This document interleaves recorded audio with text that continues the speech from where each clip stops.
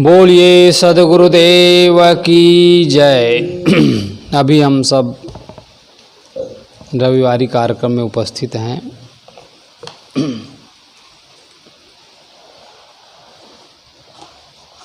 अभी भजन सुन कर रहे थे। छोड़कर संसार जब तू जाएगा, कोई न साथी तेरा साथ निभाएगा।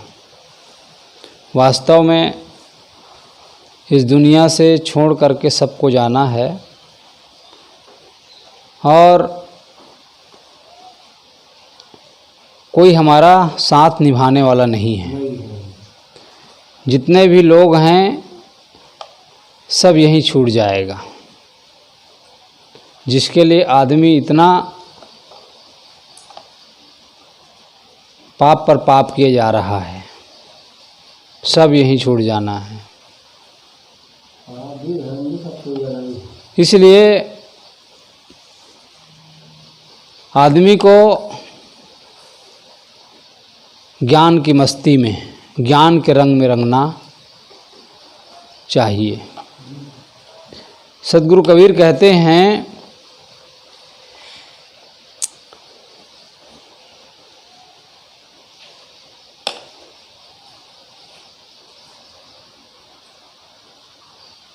मनमस्त हुआ फिर क्यों बोले,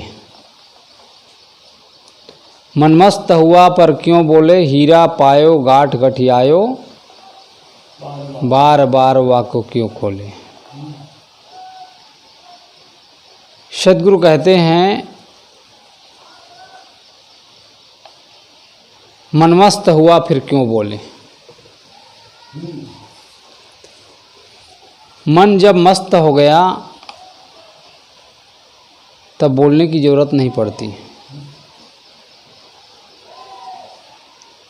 हमारे मन में जब तक किसी प्रकार का दुख है, पीड़ा है, अवसाद है, तभी तक हमारे अंदर दुख बना रहता है।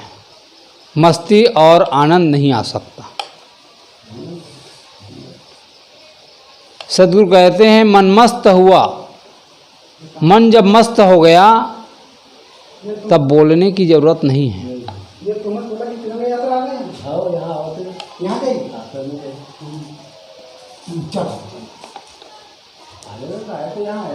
तो मन मस्त हुआ फिर क्यों बोले। मन की मस्ती में आदमी को डूबना चाहिए, ज्ञान की मस्ती में। तो मन मस्त हुआ फिर क्यों बोले। किसी ने कहा है कि मन जब दुनिया से उदास हो जाता है तब आदमी के अंदर वो मस्ती आती है। दुनिया से उदास हो जाना, जो व्यक्ति दुनिया से उदास हो जाएगा उसके अंदर वह मस्ती आ जाएगी, वह आनंद आ जाएगा।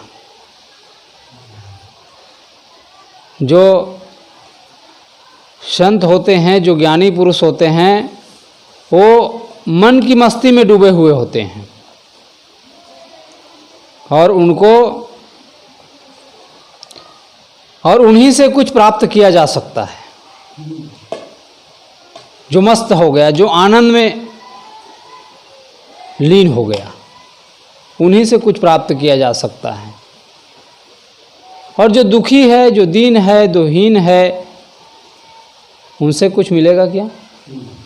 जो खुद जो है प्रपंच में पड़ा है दुनिया के, उससे क्या मिलेगा, उससे कुछ नहीं मिल सकता। जिस प्रकार से आप जीवन जी रहे हैं उसी प्रकार से वो भी जीवन जी रहा है, तो उसमें आनंद कहाँ से आएगा। अंधे अंधा पे लिया दो कूप पर आए। जिस दशा में वो जीता है उसी दशा में जो चीज़ रहेगा वही तो देगा। जो रहे करवा सो निकले टोटी। इसलिए ज्ञानी पुरुष का हम संग करें जो दुनिया से उदास रहता हो। उन्हीं से रोशनी मिल सकती है, उन्हीं से ज्ञान मिल सकता है। तो सद्गुरु कहते हैं मन मस्त हुआ फिर क्यों बोले, फिर बोलने की जरूरत नहीं है, उसका मौन रहना भी बोलना है, मौन रहना भी बोलना है। सद्गुरु कहते हैं कुंभे बांधा जल रहे, जल बिन कुंभ न होए।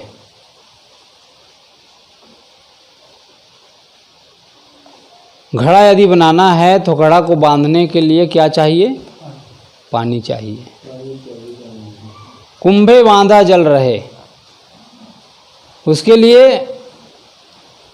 यदि घड़ा में पानी टिकाना है, घड़ा में पानी भरना है, तो करना क्या पड़ेगा? पहले पानी से मिट्टी को सानना पड़ेगा। बिना पानी के घड़ा बन नहीं सकता। अब जब वही घड़ा पक जाता है तो उसी में जो है पानी टिक सकता है। तो कुंभे बांधा जल रहे, घड़ा यदि बनाना है, पानी यदि टिकाना है, तो बिना जल के घड़ा नहीं बन सकता है। कुंभे बांधा जल रहे, जल बिन कुंभ न होए, बिना जल के घड़ा भी नहीं बन सकता। उसी प्रकार से सद्गुरु कहते हैं ज्ञाने बाना मन रहे। ज्ञान को बांधने के लिए मन चाहिए, और मन बिन ज्ञान न होए। बिना मन को वश में किए ज्ञान नहीं हो सकता। ज्ञान के लिए मन चाहिए। जब वही मन जब सवश हो जाएगा तो हमारा मन ज्ञान में लीन हो जाएगा। तब हमारे जीवन में वो मस्ती, वो आनंद आएगा। जो व्यक्ति कुछ जानता नहीं है, उसके अंदर क्या मस्ती आएगी? पहले जानना जरूरी है,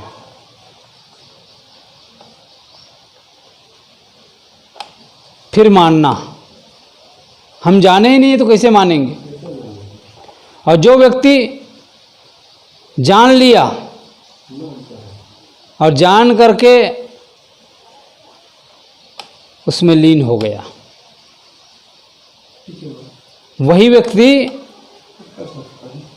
व्यक्ति मस्ती में, आनंद में जीवन जी सकता है। और जो जानता ही नहीं है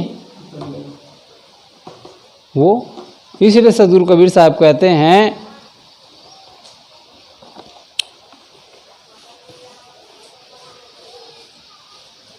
बल तजी निर्बल होए, कहीं कबीरता संत का पला न पकड़े कोय। समझ बूझ जड़ होए रहो। पहले जान लो, समझ लो, उसके बाद जड़ हो जाओ। पहले समझ लो, जान लो, उसके बाद अनजाना बन जाओ कि मैं कुछ नहीं जानता। वो व्यक्ति कुछ प्राप्त कर सकता है, वही व्यक्ति जीवन में मस्ती से, आनंद से जीवन जी सकता है। और जो व्यक्ति केवल बकबक करता रहता है, केवल बकबक करता रहता है, जानता वानता कुछ नहीं है, ज्ञान की डींगे हाँकता रहता, अहंकार में डूबा रहता है, समझ बूझ जड़ हो रहो। इसलिए समझ लो, जान लो, उसके बाद ऐसा लगना चाहिए कि मैं कुछ नहीं जानता। वही व्यक्ति कुछ प्राप्त कर सकता है। और जिसके अंदर, जिसके सिर पर अहंकार चढ़ा रहेगा, बकबक बकबक करता रहेगा, वो व्यक्ति कुछ भी नहीं प्राप्त कर सकता, कुछ भी हासिल नहीं कर सकता। तो समझ बूझ जड़ होए रहो, बल तज निर्बल होए। बल हो करके भी निर्बल है, हम कुछ नहीं जानते, वही व्यक्ति कुछ प्राप्त कर सकता है। कुछ प्राप्त करना है तो झुकना पड़ता है, अपने आप को मिटाना पड़ता है। जो व्यक्ति अपने आप को मिटा देगा ना, वही जीवन की मस्ती में, जीवन के आनंद को प्राप्त कर लेगा। तो समझ बूझ जड़ होए रहो, बल तज निर्बल होए। कहें कबीरता संत का, कहें कबीर वह संत का पला न पकड़े को।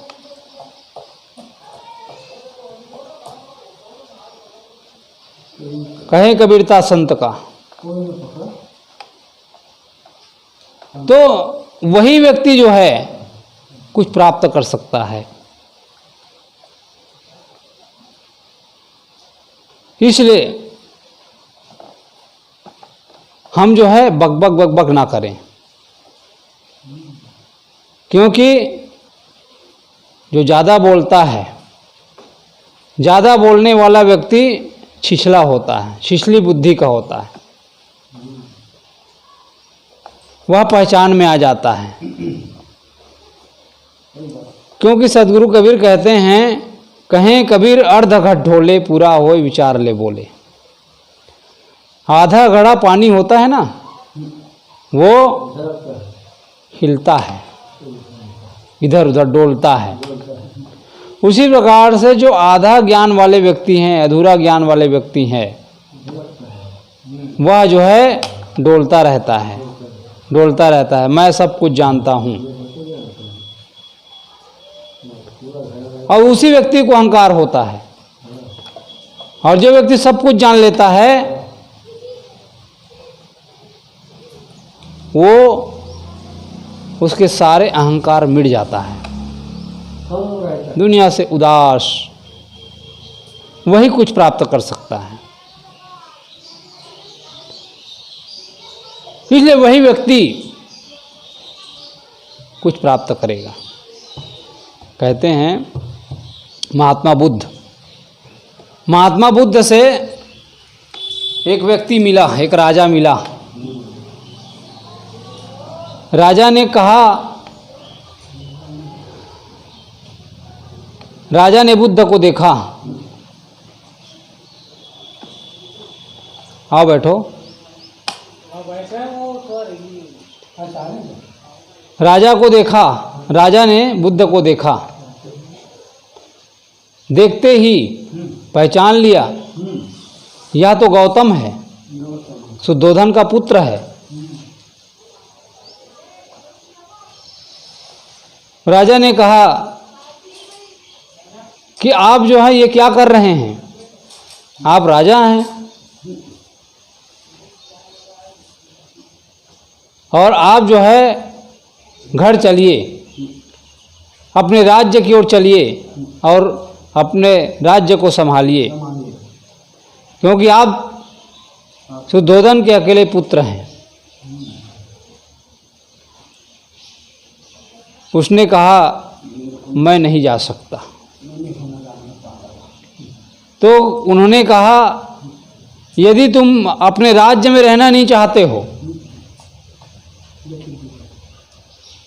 तो मैं आपको अपने राज्य का कुछ हिस्सा आपको दे देता हूँ, लेकिन आप चलिए। उसने कहा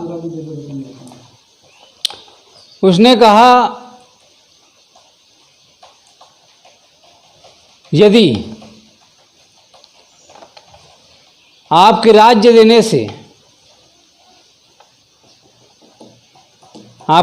देने से मुझे शांति मिल जाती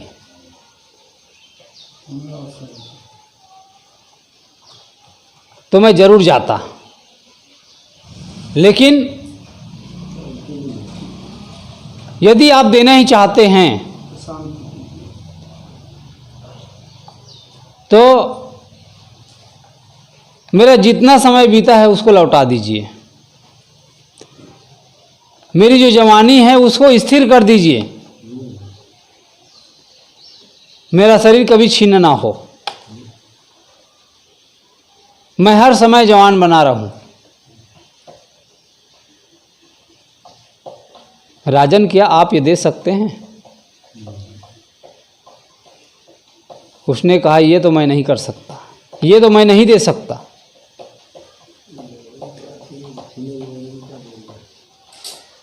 तो उसने कहा जब आप नहीं दे सकते तो मैं आपका राज्य ले भी नहीं सकता। तो कहने का मतलब यह है कि आदमी मस्ती से वही व्यक्ति जी सकता है आनंद से जो दुनिया से उदास हो जाता है, जो दुनिया को समझ जाता है कि वहाँ कुछ भी नहीं है। जितने भी प्राणी हैं, पदार्थ है, सब परिवर्तनशील, सब छूटने वाला। जिसने सब कुछ जान लिया, सब कुछ पा लिया, उसके बाद जो दुनिया से उजास हो जाता है ना, वही व्यक्ति कुछ प्राप्त कर सकता है, वही ज्ञान की मस्ती में जीवन जी सकता है। बुद्ध के पास क्या कमी थी? धन था, ऐश्वर्य था, सारे बल थे उनके पास। शरीर बल था, धन बल था, विद्या बल थी, बुद्धि बल थी, लोक बल था, सारी चीज तो उनके पास मौजूद था। लेकिन उसने उसको सबको छोड़ दिया। वो ज्ञान की मस्ती में रंग गए। रंग दे गुरु जी ज्ञान के रंग में काया, रंग नाले इस पापी मन को ज्ञान। इसको बंद कर दे, दोनों को बंद कर दे, बंद। जो सब नीचे नीचे नीचे दोनों बटन को बंद कर। हाँ बस हो गया। बोलिए सदगुरुदेव की जय। उधर भी चालू कर दें माइक।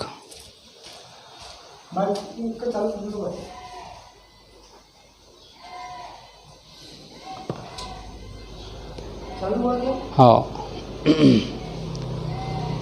बोलिए सदगुरुदेव की जय। तो कहने का मतलब ये है,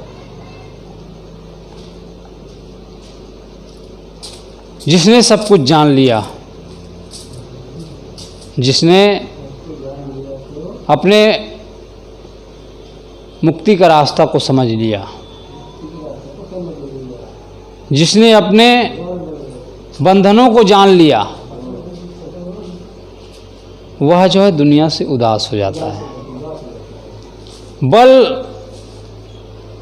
उनके पास ज्ञान का बल आ गया, जीवन जीने की कला आ गई, अपने स्वरूप में स्थित हो गया, सब कुछ जान लिया।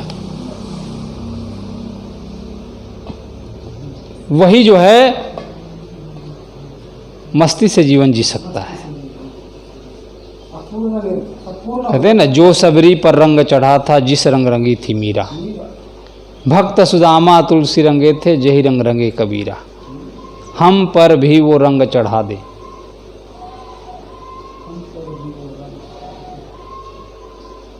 तो इस प्रकार से वो ज्ञान की मस्ती, उस रंग में जो डूब जाता है वही व्यक्ति मस्त हो जाता है।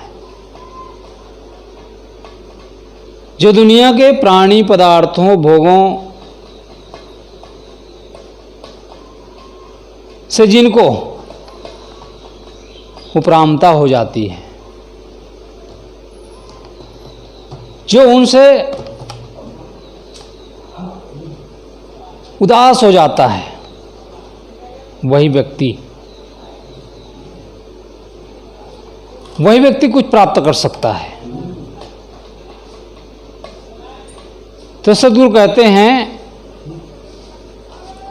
मन मस्त हुआ फिर क्यों बोले, इसलिए वो आनंद वो मस्ती, इसलिए ज्ञान की मस्ती में आदमी को डूबना चाहिए। कहते हैं जीवन में आनंद कब आता है? महात्मा बुद्ध जंगल जंगल जा रहे थे, तो जाते जाते उसको प्यास लगी। आनंद ने महात्मा बुद्ध ने आनंद से कहा कि आनंद बड़ी जम की प्यास लगी है। पानी के लिए गए, एक झरना था, झरना से पानी बह रहा था।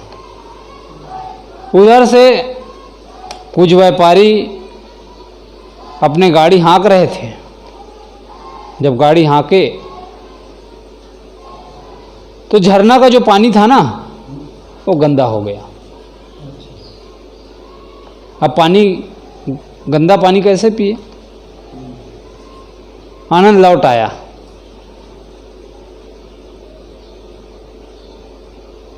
और भगवान बुद्ध से कहा, भगवान पानी गंदा हो गया है।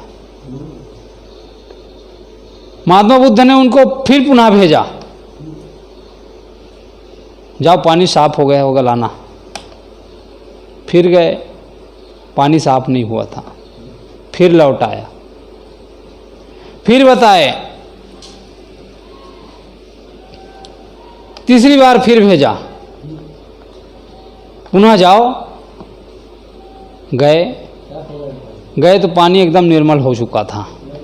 पानी भरा, कमंडल में पानी लिए और आ गए। पूछे, भगवान यह चमत्कार कैसे हुआ? उसने बताया कि पानी में जो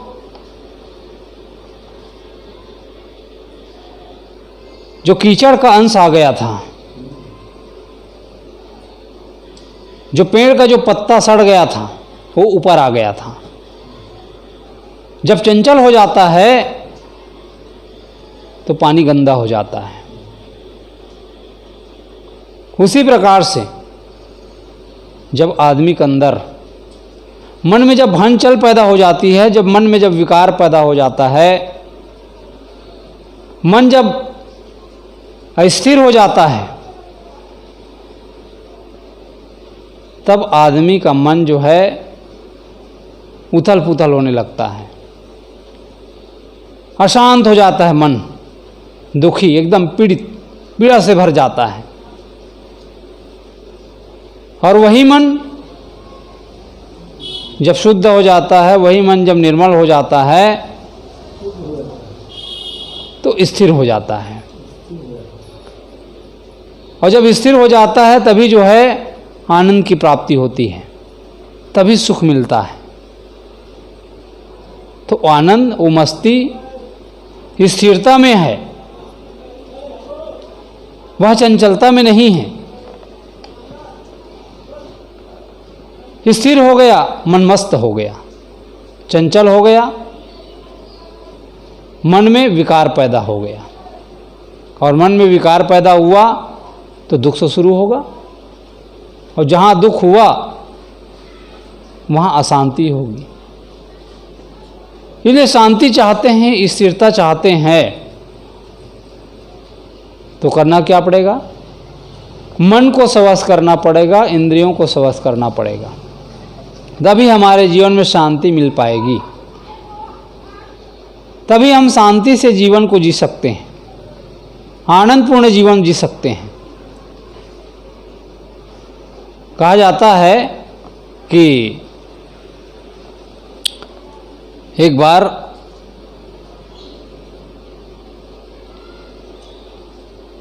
एक सेठ ने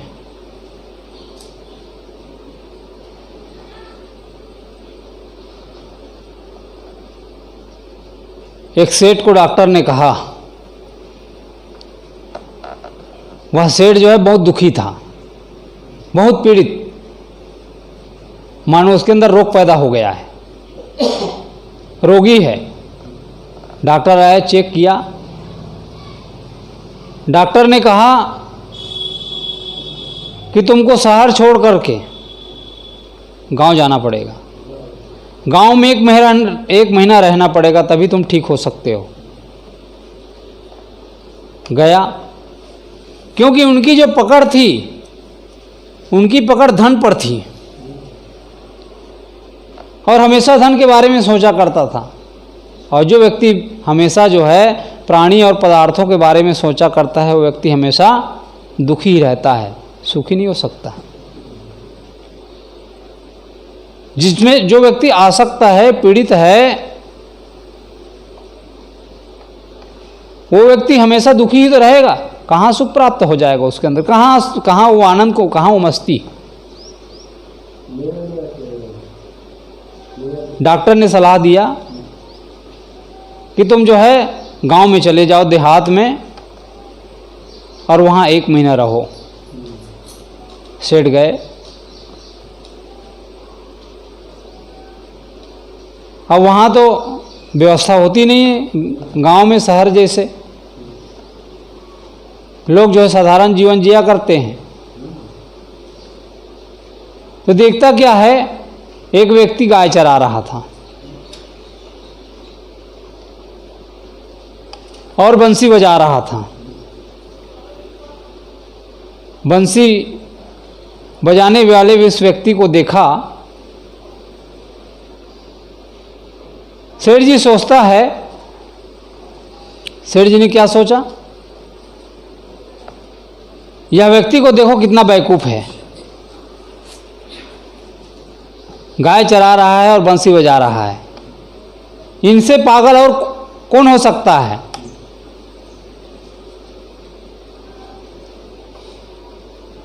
उसके अंदर कुतूहल पैदा हुआ सेठ जी के अंदर, और उस व्यक्ति के पास गया जो बंसी बजा रहा था और कहता है, तू यहाँ बंसी बजा रहा है, अरे कुछ धन के बारे में सोच, कुछ अपने बारे में सोचो, क्या है तुम्हारे पास जो बंसी बजा रहा है। तो मैं क्या करूं कहते हैं। सेठ ने कहा, अरे तुम्हारे पास एक गाय है, ऐसा काम करो कि 2 गाय हो जाए, मेहनत करना पड़ेगा। अब या तो चैन की बंसी बजा रहा है। उसने कहा, एक गाय से 2 गाय हो जाएगा, तब फिर क्या करूंगा, क्या हो जाएगा। वह कहता है, 2 से 4 गाय हो जाएगा तुम्हारे पास, फिर क्या करूंगा। अरे 4 से 8, 8 से 10, ऐसा करते करते 100 गाय हो जाएगा, फिर दूध बेचने लगोगे, तुम्हारे पास इतना धन होगा, ऐसा होगा, वैसा होगा। उसके बाद फिर चैन की बंसी बजाना कहते हैं। उसने कहा, एक गाय है, मैं उसी में चैन की बंसी बजा रहा हूं, उसी में मेरे को आनंद है। तो आदमी फार्मूला बताता है। उसी प्रकार से आदमी जो है कहने वाले बहुत है। जो कह रहा है, क्या वह शांति से जीवन जी रहा है? वो खुद जीता नहीं है, केवल कहता है। उसके जीवन में खुद शांति नहीं है, तो क्या हमको शांति मिल जाएगी? तो धन से शांति नहीं मिलेगी, धन से वो मस्ती नहीं आएगी, वो आनंद नहीं आएगा। मस्ती एक अलग चीज है। इसे आदमी को ज्ञान की मस्ती में रमना चाहिए। सदगुरु कबीर कहते हैं, करनी करे सुपुत्र हमारा, करनी करे सो पुत्र हमारा, कथनी करे सो नाती, रहनी रहे सो गुरु हमारा, हम रहनी के साथी। जो करनी करता है वो हमारे पुत्र के समान है। करनी करे सो पुत्र हमारा, बेटा का पुत्र।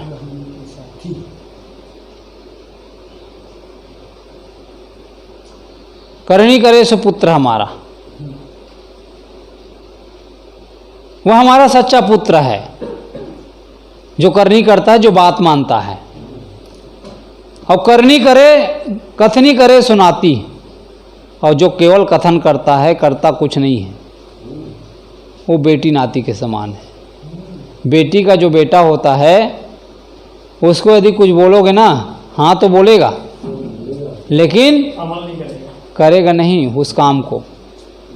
बोल करके चला जाएगा, हाँ कहेगा, बाकी करेगा नहीं। उसी प्रकार से कहंता तो बहुते मिला, कहंता तो बहुते मिला, गहनता मिला न कोई, सो कहंता भाई जान दे जो न गहनता होए। ग्रहण करने वाला चाहिए। जो व्यक्ति ग्रहण करता है, जीवन में आचरण करता है, वही व्यक्ति कुछ प्राप्त कर सकता है, वही व्यक्ति शांति को पाएगा। और जो व्यक्ति बोल दिया हाँ साहब मैं ये काम करूँगा, अब यह दर्शन ही नहीं है, हैं? सलाह देने वाले तो बहुत लोग मिलेंगे, करने वाले बहुत कम। तो बेटी का नाती है वो, इसीलिए कहते हैं ना ससुरे का नाती कह देता है।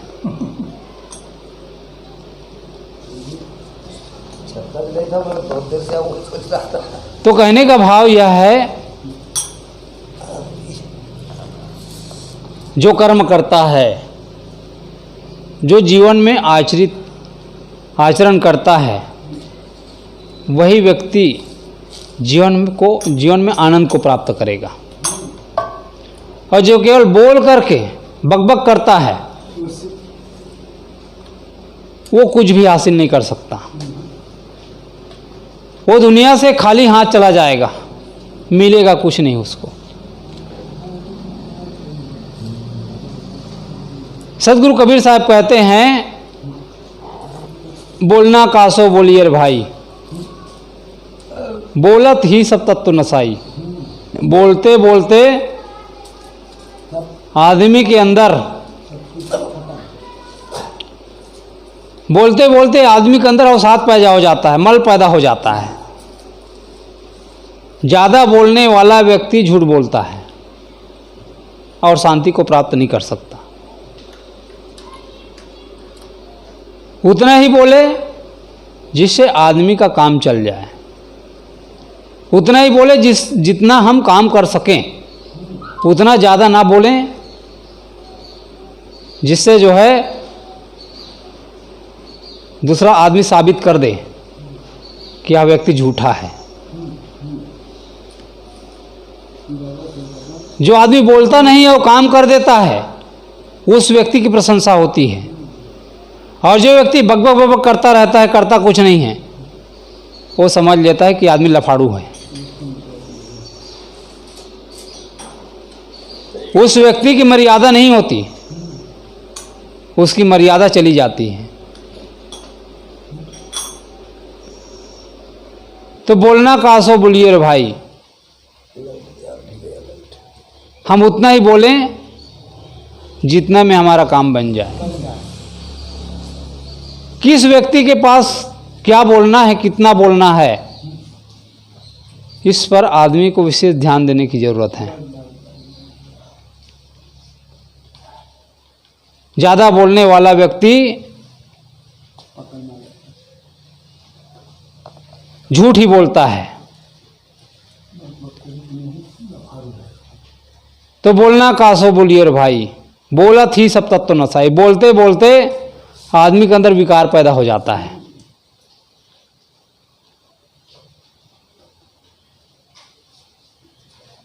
बोलना कासो बोलिए भाई, बोलत ही सब तत्व नसाई। बोलत बोलत बाड़ू विकारा,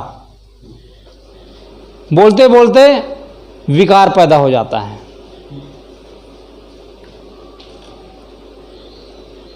बोलत बोलत बाड़ उकारा, जो बोलिए सो पड़े विचारा। इसलिए विचार करके बोलना चाहिए। इसलिए सदगुरु कबीर साहब कहते हैं, बोल तो अमोल है, जो कोई बोले जान।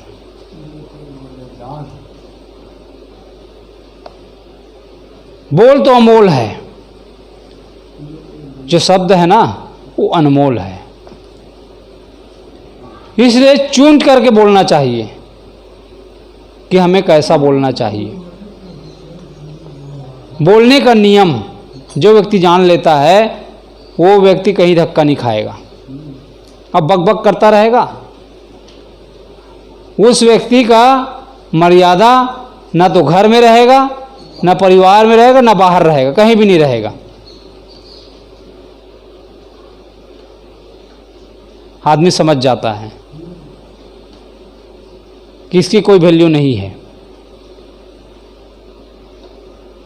उसको छोटा सा बच्चा भी जान लेता है कि इसका स्वभाव कैसा है। और वे व्यक्ति जीवन में शांति कभी नहीं मिल सकती, उसको कभी प्राप्त नहीं कर सकता, क्योंकि वो हल्का हो गया। यही हल्के की पहचान है। जो आधा ज्ञानी होता है वो डोलता है, हिलता है। 1 रुपये का सिक्का, 1 रुपये का सिक्का आप जो है ऊपर से नीचे गिराओ, क्या होगा? बजेगा? बजेगा कि नहीं बजेगा? और 100 रुपये का नोट गिराओ, बजेगा? बजेगा नहीं। वो क्यों? सामने में पता नहीं चलेगा। जो आधा होता है वो बचता है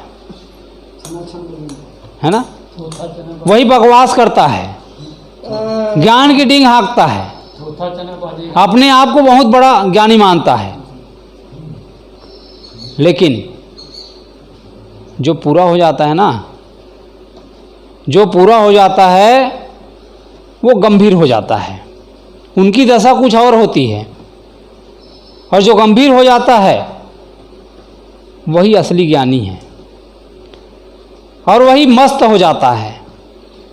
मन मस्त हुआ फिर क्यों बोले। जो अपने स्वरूप को जानता है, जो अपने स्व को जानता है, खुद को जान लेता है और पर को जान लेता है। स्व और पर को जान लेने के बाद जो स्व में स्थित हो जाता है, वही व्यक्ति आनंद की मस्ती में रह सकता है, टिक सकता है।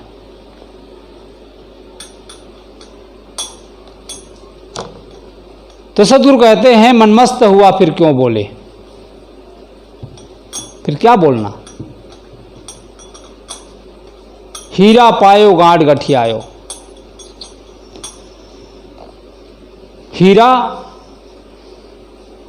हीरा को जिन्होंने पा लिया,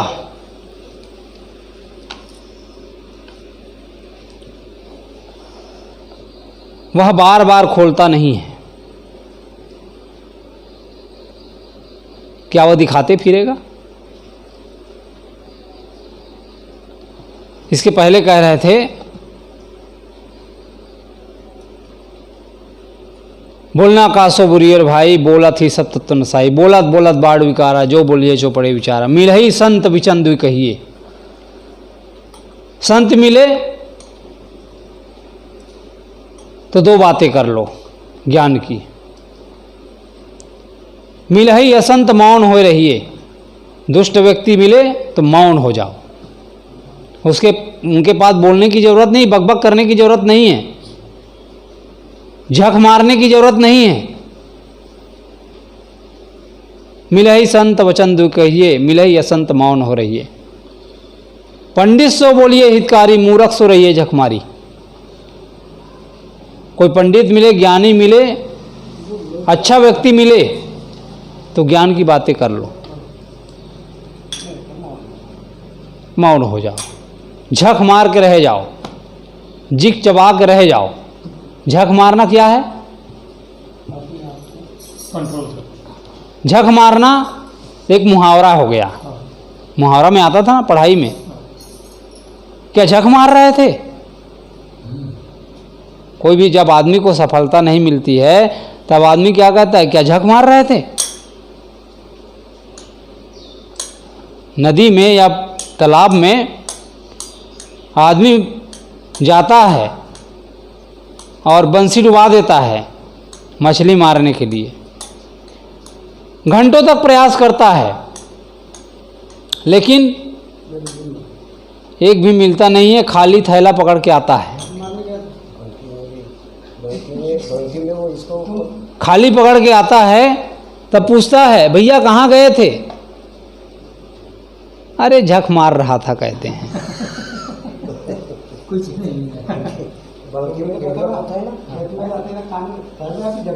तो झक मारना मतलब मछली मारना, झक मारना मछली मारना। क्या कहते हैं साहब उसको, गेंडू को क्या कहते हैं साहब? हाँ? गेंडू पता नहीं, नहीं वो फंसाते हैं ना बंकी में, उसको वो कहते हैं कछुआ।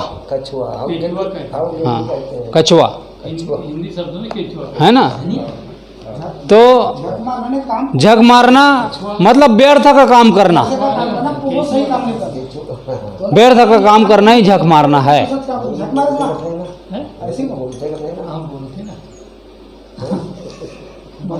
तो आदमी व्यर्थ का काम करता है, जिसकी हमको जरूरत नहीं है वो काम आदमी करता है, बकबक बकबक करता रहता है। बकबक बकबक करना मतलब झक मारना ही है। क्या हमको उससे क्या कुछ मिलेगा? कुछ नहीं मिलने वाला। आदमी कहेगा कि मेरे पास समय नहीं है, मेरे पास समय नहीं है, लेकिन व्यर्थ का आदमी झक मार रहा है। टीवी देखने के लिए समय मिल जाएगा, वो भी क्या झक मारना ही तो है, व्यर्थ का काम।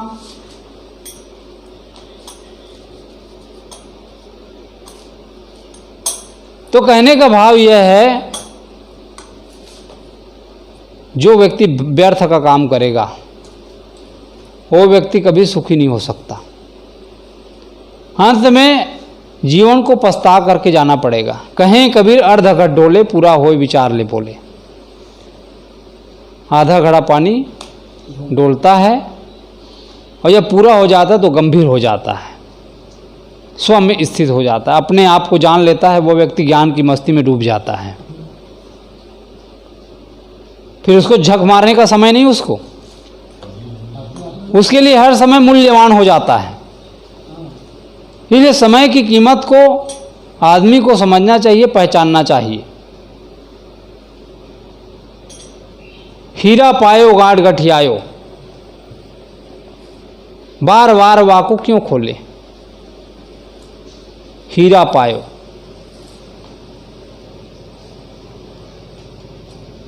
जिन्होंने हीरो को पा लिया, क्या वह बार बार दिखाएगा कि मेरे पास ये हीरा है? वह गांठ में गठिया लेगा। लेकिन आदमी जो आधा ज्ञानी है ना, वो बार बार खोलता रहता है, अपने आप को बताता रहता है मैं ज्ञानी हूँ, मैं समझदार हूँ। लेकिन बगल वाला इतना मूर्ख नहीं है कि नहीं समझेगा उसको, है? बगल वाला समझ जाता है कि बक बक बक करता रहता है, भैया इसकी बात को सुनो मत।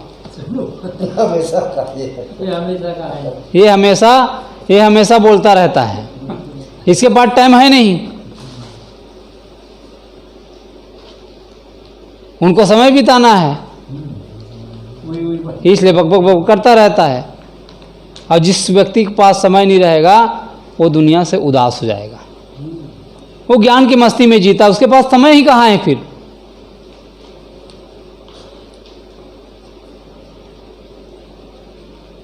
इसलिए हम ऐसा काम करें जिससे जो है हमारा जीवन शांति से गुजर सके, शांति से बीत सके, जीवन में शांति मिल सके। तो हीरा पायो गांठ गठियायो, वह हीरा जब हमको प्राप्त हो जाएगा, मिल जाएगा, तुरंत शांति मिल जाएगी। ज्ञान में जब हम जीने लग जाएंगे ना, ज्ञान में जब हम जीने लग जाएंगे तो हम उसको गठिया लेंगे गांठ में। उसको बाजार में बताने की जरूरत नहीं है, बाजार में उसको बेचने की जरूरत नहीं है। लेकिन आदमी जहां बैठता है बस ज्ञान झाड़ने लग जाता है, मतलब अपने आप को ज्ञानी सिद्ध करने के लिए। कई ऐसे लोग देखा जाता है, कहीं कार्यक्रम हुआ, कहीं कार्यक्रम हो रहा है, वहाँ पहुँच करके अपने आप को बताने लगता है कि मैं बड़ा ज्ञानी हूँ। और जो संचालक होते हैं उसके पास जाकर कहते हैं कि जो है मेरे को भी 10 मिनट का समय दीजिए। उसको कोई नहीं बोल रहा है ना, अपने से ही वो बकबक करने के लिए मेरे को भी 10 मिनट का समय दीजिए ताकि मैं बता सकूं कि मैं बड़ा ज्ञानी हूं। जो हीरा को पा लिया वो गांठ में गठिया लेता है और उसमें जीता है ज्ञान की मस्ती में। और जो जीता नहीं है वो बताना चाहता है कि मैं बड़ा ज्ञानी हूं। तो हीरा है आत्मस्थिति। जो ज्ञान के रंग में रंग गया, भक्ति के रंग में रंग गया, जो आत्मा के रंग में रंग गया।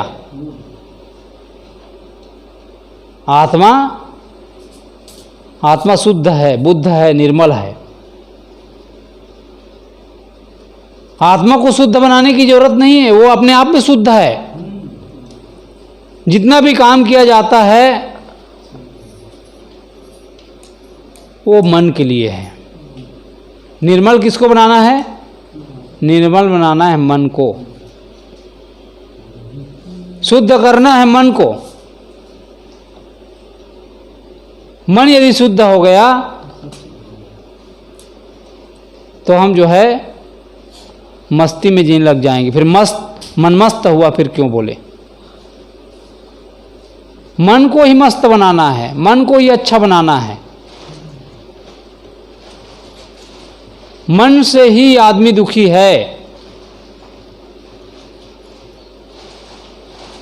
और मन से ही आदमी सुखी होता है। इसलिए मन को अच्छा करना है, ना कि घर को। लेकिन आदमी यही काम कर रहा है, घर अच्छा बनाना चाहता है, कपड़ा अच्छा पहनना चाहता है, गाड़ी अच्छा रखना चाहता है,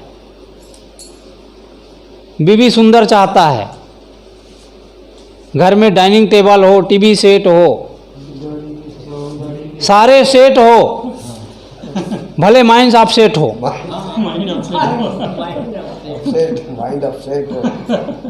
जब माइंड सेट हो, माइंड जब अपसेट हो जाएगा तो क्या वो जीवन में जो शांति, जो आनंद, जो मस्ती आएगी? नहीं आएगा।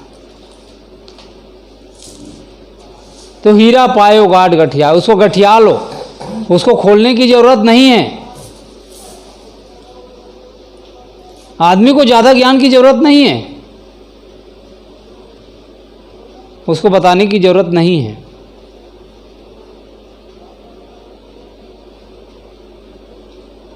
बताने से ज्यादा करने से काम करता है। तो हीरा पायो गाढ़ गठियायो, बार बार वाको क्यों खोले। बार बार खोलने की जरूरत नहीं है। बार बार खोलने से उसका मूल्य जो है घट जाता है। तो बार बार वाको क्यों खोले, मनमस्त हुआ फिर क्यों बोले।